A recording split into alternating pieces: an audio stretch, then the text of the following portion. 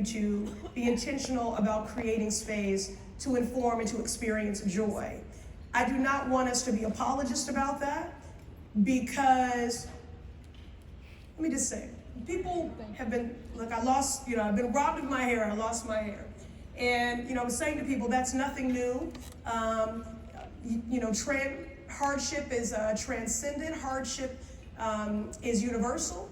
And for the issue of alopecia, of which there are millions of sufferers, certainly there are many black women. So I've been robbed of my hair, but black women have been robbed of things for a long time. So we were robbed of our men that were lynched. We were robbed of our children we were separated from at the auction block and, on plantations. They tried to rob us of our beauty by criminalizing or violating our bodies. So that's nothing new. So I'm just going to say that it's all right to stand in joy, because when you are oppressed and marginalized, we give each other so much instruction about the armor that we need to put on to navigate and to negotiate the world and to do it safely. But joy is a necessary act of resistance as well. And because when we were enslaved and we were in the fields, we still had joy and we still had a song in our heart. And that's important too, okay? That's important too. When we have an administration that is looking to undo the gains that we have made, that is looking to exacerbate existing hurt, in a district, the Massachusetts 7th, 800,000 people strong, 53% people of color, 40% foreign born, almost 40% single female-headed households. When this administration is coming for our humanity, for our democracy, for our civil rights and our civil liberties, for my self-agency and autonomy over my body, I'm not giving them my joy too. But that being said, that joy does need to fortify us for the work, legislative work. And so here we are in the Massachusetts 7th, and I'll wrap here. This is a district that is diverse, vibrant, and dynamic. It is also one of the most unequal in the country. Now let me say this.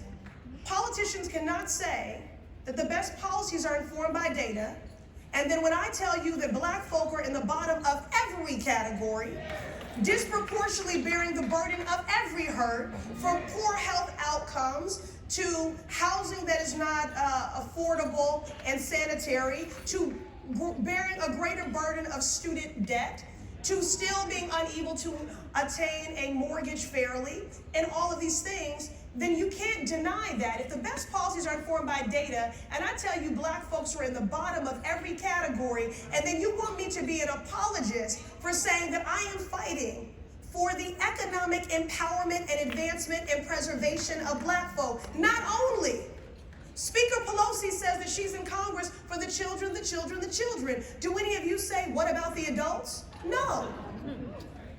Only women and people of color are asked to be apologists for fighting for their very preservation, which is why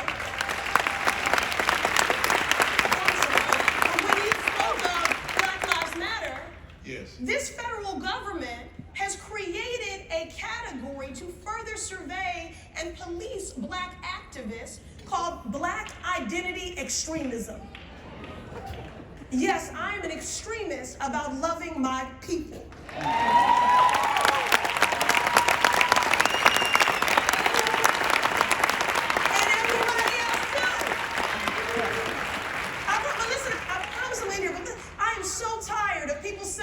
That what is ruining this country is identity politics. No, it isn't.